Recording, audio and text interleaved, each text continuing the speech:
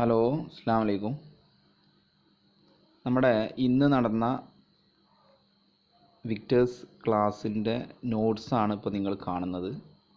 ഈ നോട്ട്സിൻ്റെ ചെറിയൊരു എക്സ്പ്ലനേഷനാണ് ഇതിലൂടെ ഉദ്ദേശിക്കുന്നത്. അപ്പോൾ ഇതിലാദ്യം തന്നെ നിങ്ങൾക്ക് കാണാം HClൻ്റെ അയോണീകരണ സമവാക്യം ഇവിടെ കാണാൻ പറ്റും അല്ലേ. അതിൽ HCl ഗീവ്സ് H++ Cl- ആണ്.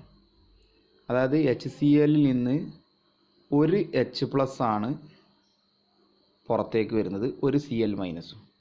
കാരണം HClൽ ഒരു ഹൈഡ്രജൻ ആണ് ഉള്ളത്, അതുകൊണ്ടാണ് ഒരു H+ കിട്ടിയത്. അതുകൊണ്ട് ഇതിനെ ഏക ബേസിക ആസിഡ് എന്നാണ് പറയാം. ഓക്കെ, ഇനി എന്താണ് ദി ബേസിക ആസിഡ്?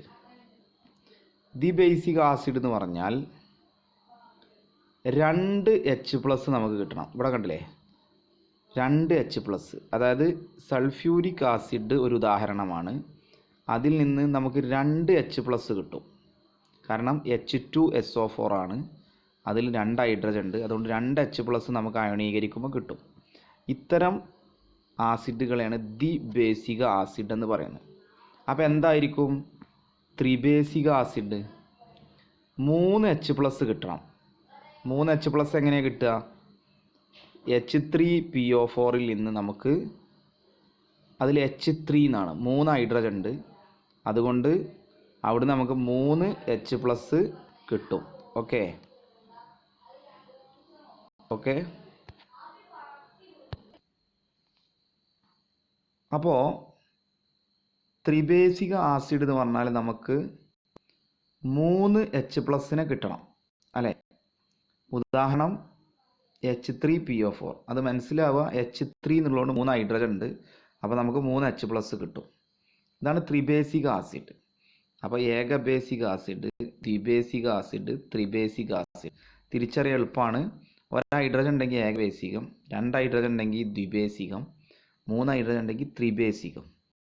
ഓക്കെ, ഇനി ഇതിലൊക്കെ നിങ്ങൾക്ക് ഇതിലെ ഈ H+ പുറത്തേക്ക് വരുമ്പോൾ ബാക്കി വരുന്ന അയോണിൻ്റെ പേര് നിങ്ങൾക്ക് കാണാൻ പറ്റും. ഇപ്പോൾ ഇവിടെ ഇത് കളെ HSO4നെ മൈനസിനെ പറയുന്ന പേരാണ് ബൈസൾഫേറ്റ് അയോൺ. അതുപോലെ SO4 2- പറയുന്ന പേരാണ് സൾഫേറ്റ് അയോൺ. ആ പേരൊക്കെ ഒന്ന് ഓർത്ത് വെക്കണം. അതുപോലെ PO4 3- പറയുന്ന പേരാണ് ഫോസ്ഫേറ്റ് അയോൺ. അതൊക്കെ ഒന്ന് ആ H+ പുറത്തേക്ക് വരുമ്പോൾ അയോണുകളുടെ പറയുന്ന പേരാണ്. അപ്പോൾ ഇതാണ് ഏക ത്രിബേസിക ആസിഡുകൾ. ഇനി ഇതിൽ നമുക്ക് പറയുന്നത് നിങ്ങൾക്ക് ഇവിടെ കാണാം, സോഡ വാട്ടർ എങ്ങനെയാണ് ഉണ്ടാക്കുക. ഓക്കെ, സോഡ വാട്ടർ എന്ന് പറഞ്ഞാൽ ശരിക്ക് കാർബോണിക് ആസിഡാണ്. എങ്ങനെയാണ് ഉണ്ടാക്കുക? ഇതാ, ജലത്തിൽ കാർബൺ ഡൈ ഓക്സൈഡ് ലയിക്കുമ്പോഴാണ് നമുക്ക് കാർബോണിക് ആസിഡ് കിട്ടുക, അല്ലെങ്കിൽ സോഡ വാട്ടർ കിട്ടുക. ജലത്തിൽ കാർബൺ ഡൈ ഓക്സൈഡ് ലയിപ്പിക്കുക. അപ്പോൾ ഇവിടെ കാർബൺ ഡൈ ഓക്സൈഡ് എന്ന് പറഞ്ഞാൽ ശരിക്കും ഒരു അലോഹ ഓക്സൈഡാണ്. കാർബൺ ഒരു അലോഹമാണ്, അതിൻ്റെ ഓക്സൈഡാണ് കാർബൺ ഡൈ ഓക്സൈഡ്. ഇങ്ങനെ അലോഹ ഓക്സൈഡുകൾ ജലത്തിൽ ലയിച്ചാൽ നമുക്ക് കിട്ടുക ആസിഡുകളാണ് കിട്ടുക. മറ്റൊരു ഉദാഹരണമാണ് സൾഫർ ഡൈ ഓക്സൈഡ്.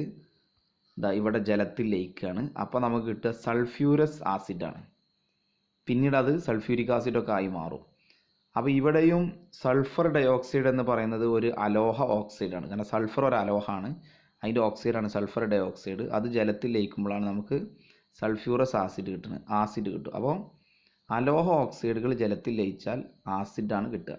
ഇവിടെ വേറെയും കുറേ ഉദാഹരണം ഉണ്ട്.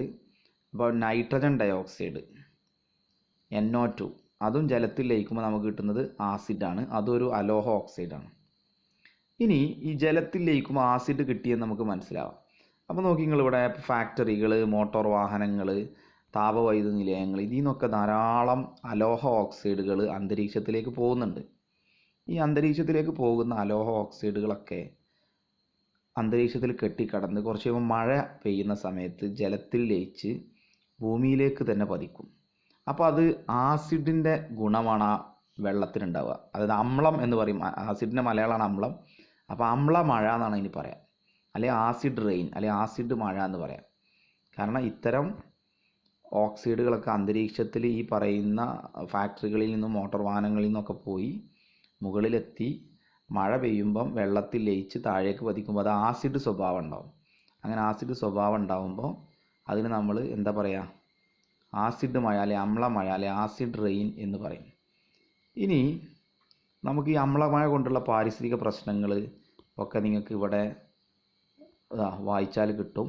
അതൊക്കെ ഒന്ന് വായിച്ച് നോക്കുക. അതുപോലെ അമ്ലമഴ ഉണ്ടാക്കുന്ന പാരിസ്ഥിതിക പ്രശ്നങ്ങൾക്കെതിരെ സ്വീകരിക്കാവുന്ന മുൻകരുതലുകൾ ഇവിടെ ഉണ്ട്. അതുമൊക്കെ ഒന്ന് വായിക്കുക. ഇത് കാര്യമായിട്ട് പറയുന്നത് ഫോസിൽ ഇന്ധനങ്ങളുടെ അമിത ഉപയോഗം കുറയ്ക്കുക, അതായത് വാഹനങ്ങളൊക്കെ കുറച്ച് കുറയ്ക്കുക എന്നുള്ള. ഫോസിൽ ഇന്ധനം എന്ന് പറഞ്ഞാൽ നമ്മുടെ പെട്രോള്, ഡീസൽ, മണ്ണെണ്ണ പോലെയുള്ള ഇന്ധനങ്ങൾ കുറയ്ക്കുക. ഓക്കെ. ഇനി ഇതിൽ ഒരു വിലയിരുത്താം ഇവിടെ വരുന്നുണ്ട്. ഈ വിലയിരുത്താൻ വരുമ്പം ഇത്രയും ഉദാഹരണങ്ങൾ ഏകബേസിക് ആണോ ദ്വിബേസിക് ആണോ ത്രിബേസിക് ആണോ എന്ന് നിങ്ങൾ എഴുതി നോക്കുക. എളുപ്പമാണ്. ഒരു ഹൈഡ്രജൻ ഉള്ളെങ്കിൽ അത് ഏകബേസിക് ആയിരിക്കും, 2 ഹൈഡ്രജൻ ഉണ്ടെങ്കിൽ ദ്വിബേസിക് ആയിരിക്കും, 3 ഹൈഡ്രജൻ ഉണ്ടെങ്കിൽ ത്രിബേസിക് ആയിരിക്കും. അതിൽ നിന്ന് കണ്ടുപിടിക്കാൻ വളരെ എളുപ്പമാണ്. അത് നിങ്ങൾ എഴുതി നോക്കുക. അതേപോലെ എന്തെങ്കിലും സംശയങ്ങളുണ്ടെങ്കിൽ നിങ്ങൾക്ക് ചോദിക്കാവുന്നതാണ്. അപ്പോൾ കാര്യങ്ങൾ എല്ലാവർക്കും മനസ്സിലായി എന്ന് വിചാരിക്കുന്നു. അപ്പോൾ എന്തെങ്കിലും സംശയം ഉണ്ടെങ്കിൽ ചോദിക്കുക. ഓക്കെ.